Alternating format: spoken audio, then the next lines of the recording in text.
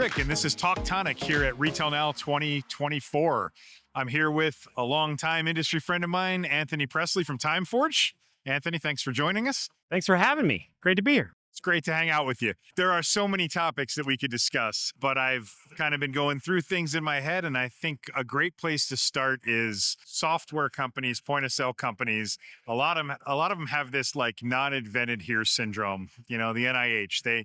They want to do everything themselves, right? And when we think about what TimeForge does, which you're going to tell us in the next few minutes to set the stage, I want to hear a little bit about why to integrate, right? Why do we want to do that with somebody who knows the industry and knows the needs of the merchants as opposed to building it ourselves? To start with that, we probably want to zoom out a little bit in software and think back 30 years ago, 25 years ago in software, where everybody had essentially one or two pieces of software. You know, if you go back 20 years ago, you had maybe a POS and an accounting piece of software. And then you had a POS and a back office and an accounting piece of software, right? And so you had really two, maybe three pieces of software. And you can look at a lot of industries, not just retail, and there was just one or two or three pieces of software. And then this explosion occurred in software where it became very, very niche specific. And if you go chart out software development over the last 20 or 30 years, there have become very niche providers throughout all of the software ecosystem. And you see it especially in marketing and sales. But there's certainly all across every piece of software, anywhere where, as they say, software is eating the world. But the average company these days has 170 pieces of software somewhere inside the organization. Once you get to about 100 employees, there's 170 pieces of software. And so when you think about all the features and functionality and the depth in which the software has to operate for each piece of the organization that needs to use that software, it's not as easy as it was 20 or 30 years ago. So if you're operating off the idea that, hey, this software should be simple, it should be easy because it was 20 or 30 years ago, and you start wrapping in all the new rules and the laws and the compliance, and then the things that each job and specificity that has become important. We didn't have text messaging of customers 20 years ago. So now I want to text people. Well, now there's new laws about texting people. And now there's do not text me and all of that kind of functionality. And we could talk about that for hours. But as it relates to TimeForge, you asked me to introduce that. We've been a labor management company since 2007. We started in scheduling. And we very rapidly found out that there was a lot of value in doing time and attendance. And just within the last 3 or 4 years, a simple time and attendance system is not so simple.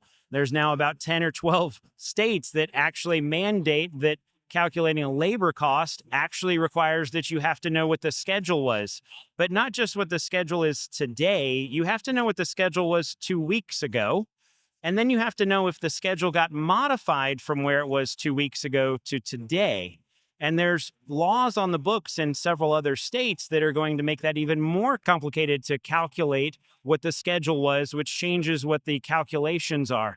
Never mind meal periods and did somebody work through their break? And, you know, the way those labor calculations get done, if you end up in a Department of Labor calculation or an audit, those folks come in and they go, hey, Rick, did your boss ever ask you to work through? Did you ever take care of a table instead of taking your break? And of course, the employee is going to go, yeah, of course I did.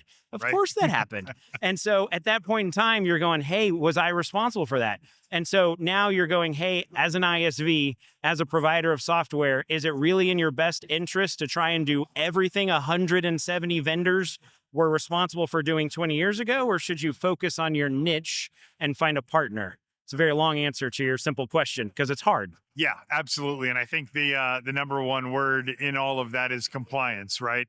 Trying to stay compliant to all the laws around that and around some other things that are in hospitality. You know, you could have a development team of 25 people doing that around the clock and still not be able to keep up with it. It's insane. It's absolutely insane. I mean, just the simple, I was in a session this morning on surcharging and cash discounting. And you would think that at the RSPA, you could get two experts in a room together and have a conversation about surcharging and cash discounting. And there was at least 3 times in that session that they didn't necessarily agree on it. And we're talking about an attorney and somebody else who is like, that's their living, and couldn't agree on exactly what that meant. And so that's just a very small chunk of what everybody's having to deal with. Yeah, it's so challenging. That's in our world every day, right? We recently rewrote our dual pricing, and it's dual pricing phase 1 in our world, which is the receipt, but the calculations, and it does it all compliant to almost everybody, but as it's a moving target, right? When you look at what New York rolled out a few months ago, you can study that and still not understand, am I 100% there? Or, are there things that are up for grabs? Like, are there question marks? Right. It's scary, Right. scary stuff. As a development shop, that's your specialty. Tell me how you stay up on all of it. How does that work? Wow, that's a great question. So I would give the hats off to our team. I mean, we do development, but our team actually calls themselves HR nerds. So if you look at our core value, we're HR nerds. And so we've got a lot of folks on the team that are members of SHRM. So they're HR folks, and they take the exams, and they stay up to date on all the HR functionality.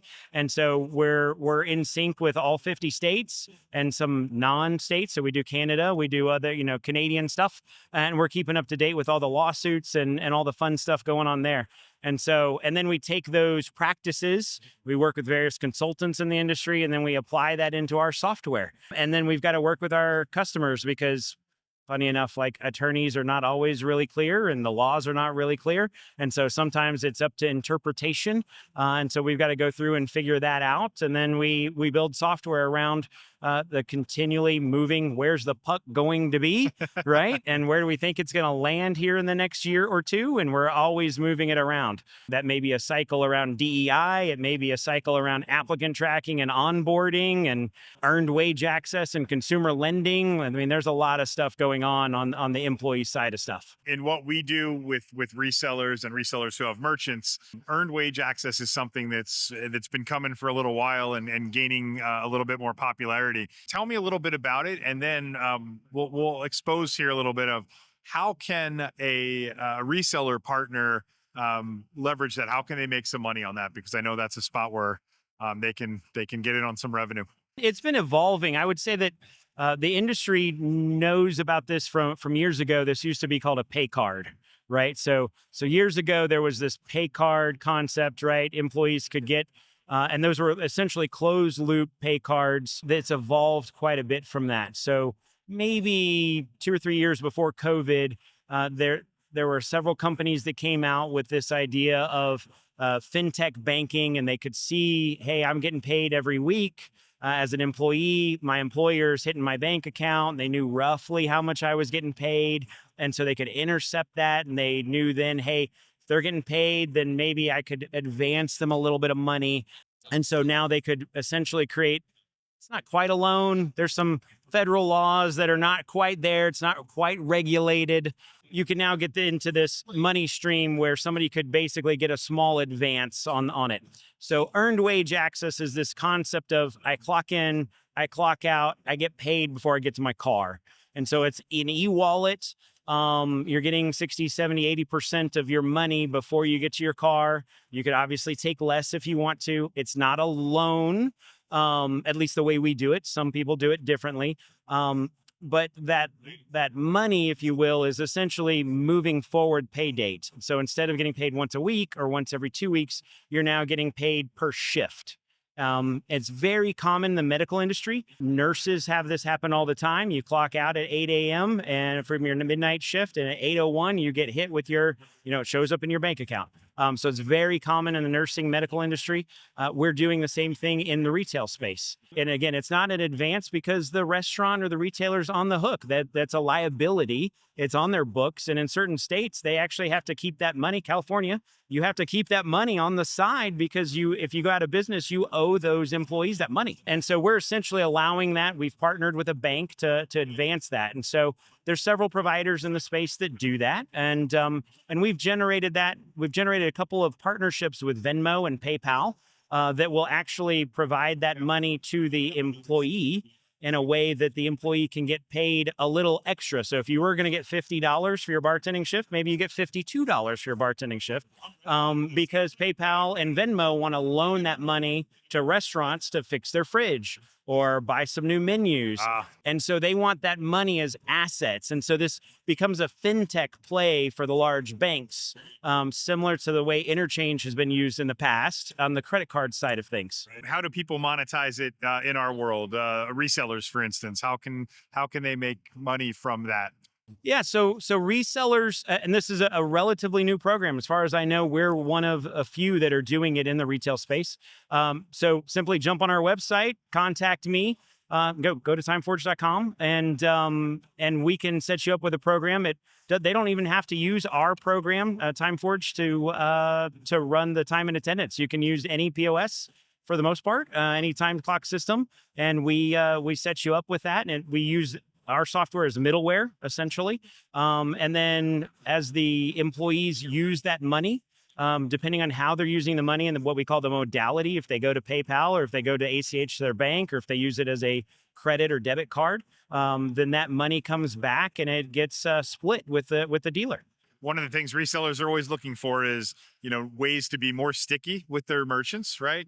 They're providing just point of sale, that's one thing. But if they're doing point of sale and payments and multi-site gift cards and earned wage access and all of this, it makes them very sticky because somebody can't walk in and take that business away as easily. Out of left field, you want to talk about delivery? That's been a topic I've heard a lot about here. What do we think's going on with third-party and first-party delivery? That's crazy. I mean, as a consumer, the fees in the first-party and third-party delivery, I mean, certainly first-party is better off, but this third-party delivery's out of control. Let me tell you a little story. Yeah, Let me tell you a little COVID story. 2-3 months into COVID, as you know, we do a lot of cooking, we do a lot of smoking, barbecuing, whatever. It was a Thursday night, probably Wednesday, Thursday night, and the kids were like, "We want KFC." I'm like, "All right, fine. We haven't had KFC in ages, so I'm gonna just order. I guess it was DoorDash, I think. I should probably know who it was to blame them. It was like a 16-piece bucket of chicken and a couple sides. And next thing I know, it's like $87, right? Like, we could go to the location and probably at the time, maybe not now, but 4 years ago, it probably would have been $24. And that was the eye opener. That was okay, number one, we're not going to do this very often, but I started to think about when you're not ordering for 5 people, when you're ordering for one, and $13 becomes $18, $19, you're like, oh, it's convenience. I don't have to go get it. So I'll happily pay that. But when you look at what a percentage that is of the original total of the bill, it's insane. It's a little crazy. My 23-year-old son moved out on his own. He's got an apartment. He's doing great. And he and I were chatting the other day. He doesn't like the stove. He moved into a place that has an old stove. You and I would call it just a normal stove, but it happens to be, the manila color from the 80s. It's not really his jam. And are we talking like the coil electric That's it. stove? You got it. Oh, yeah, you got it. Yeah, you run from that. That's right. Run and so from he doesn't trust it. So he ordered some Arby's the other day, and it was Arby's through DoorDash, and it was $45. And it was it just blew my mind. And then he didn't realize what the fees were going to be until he got through it, and he was hungry. And anyway, it showed up, and I just don't see how it's sustainable. But you start pushing that off to first party delivery, and you start looking at the profits that are coming in through the third party delivery systems. I mean, they're publicly traded companies. They're making bukus of profits. And I have to think that those dollars are going to go to the restaurant companies at some point in time. They have to claw that back. Yeah, at some point, it's all got to change. Yeah. It's untenable. You talk about that, publicly traded companies. I did a little rant on LinkedIn a few weeks ago after receiving absolutely abysmal service from a tire dealer, like tire location. And it wasn't their fault at all, right? It's the fault of private equity comes in, buys all these guys, takes out all of the service and support to save money, right? To make it more profitable. But you call the local number and you don't know it, but you're talking to a call center, right? And so my thing was, hey, I got a nail in a tire. If I roll this thing over right now, can you take care of it? Oh yeah, sure. Bring it in. Right. I get there and they're in the weeds. Like they're hosed. They're like, they couldn't take me in the next 8 hours if they tried. And so I asked the guy, I'm like, what's the deal? Somebody said, bring it over. And he goes, oh man, you were probably talking to our call center in New York. There you have it. Right. Yeah. Yeah. So I had the same problem when we were up in Pennsylvania. And I asked the guy on the phone, are you at the call center or are you at the location? He's like, sir, I'm at the location. And I said, can you look out the front window and tell me what road that is in front of there? And he goes, it's Henderson Road, sir. And I said, I'll see you in 15 minutes. Fantastic. Right? So Fantastic. protect yourself. Yeah. Right. Because this is what the future is in service-based businesses. Right. And I think it's something that in our world, in your world, in another world, in the CBS North Star world, you're dealing directly with your merchants. In my world, we're dealing with partners who are dealing with merchants. But ultimately, as we talked about with Ali and Jeremy earlier today, it really comes down to that service level that you're providing in your business so that they can give that service level in theirs. Absolutely. I think that's the game changer long-term is local service. Yep. Right? No, fully agree with that. Fully agree with that. The service is what keeps the customers. It may not win the customers because you may have to fight with the VC dollars and the PE dollars, and you may lose that battle initially. But I think long term, that's absolutely where that battle gets won. Yep, absolutely. Well, I could talk all day on the PE and VC side of things with you. We're running out of time here, so I'm going to wrap it up by saying, number one, thanks for being a good friend, and number two, thanks for joining me here today. It was great. Thanks for having me. Thank you.